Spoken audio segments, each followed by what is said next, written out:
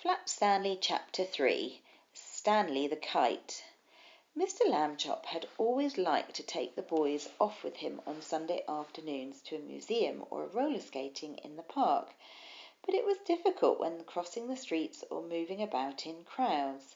Stanley and Arthur would often be jostled from side to side, and Mr. Lambchop worried about speeding taxis or that hurrying people might accidentally knock them down. It was easier after Stanley got flat. Mr. Lambchop discovered that he could roll Stanley up without hurting him at all. He would tie a piece of string around Stanley to keep him from unrolling and make a little loop in the string for himself. It was as simple as carrying a parcel, and he could hold on to Arthur with the other hand. Stanley did not mind being carried because he had never much liked to walk. Arthur didn't like walking either, but he had to. It made him mad. One Sunday afternoon in the street they met an old college friend of Mr. Lambchop's, a man he had not seen for years. "Well, George, I see you have brought some wallpaper," the man said. "Going to decorate your house, I suppose?"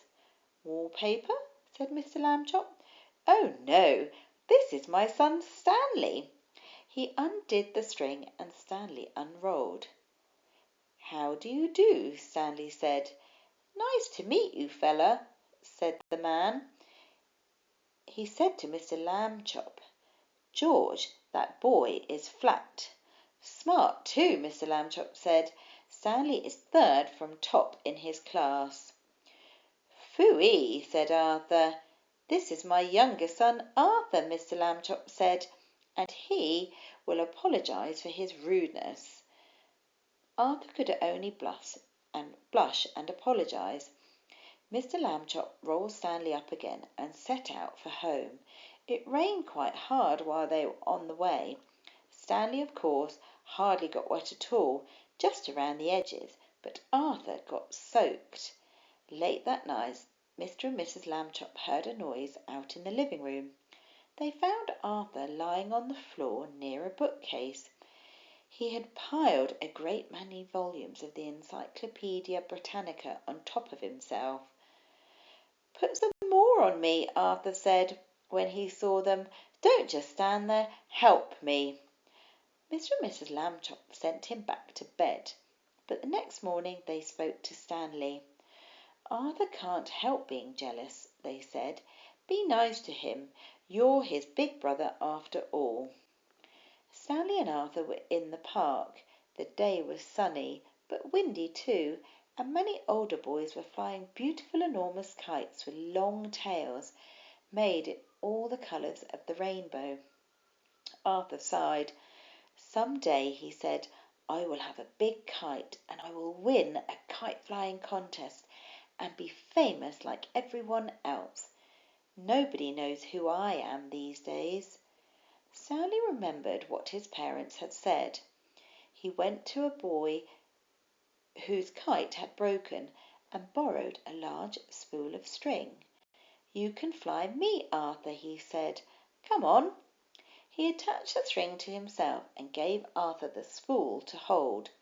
He ran lightly across the grass sideways to get up some speed, and then he turned to meet the breeze. Up, up, up, up he went, Stanley being a kite. He knew just how to manage on the gusts of the wind. He faced full into the wind if he wanted to rise and let it take him from behind when he wanted speed. He had only to turn his thin edge to the wind carefully, a little at a time, so that he did not hold him, and then he would slip gracefully down towards the earth again. Arthur let out all of the string and Stanley soared high above the trees, a beautiful sight in his pale sweater and bright brown trousers against the pale blue sky. Everyone in the park stood still to watch. Stanley swooped right and then left in long, matched swoops. He held his arms by his side and zoomed at the ground like a rocket and curved up again towards the sun. He slide-slipped and circled and made figure-8s and crosses and a star. Nobody had ever flown the way Stanley Lambchop flew that day. Probably no one ever will again. After a while, of course, people grew tired of watching, and Arthur got tired of running about with the empty spool. Stanley went right through showing off. 3 boys came up to Arthur and invited him to join them for a hot dog and some soda pop. Arthur left the spool wedged in the fork of a tree. He did not notice while he was eating the hot dog that the wind was blowing the string and tangling it about in the tree.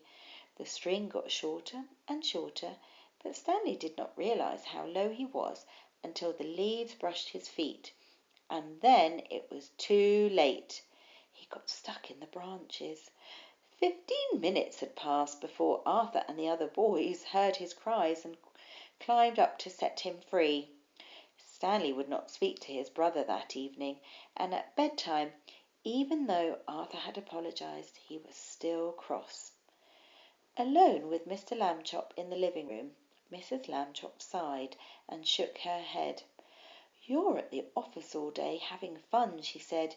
"You don't realize what I go through with the boys. They're very difficult." "Kids are like that," Mr. Lambchop said. "Phases. Be patient, dear."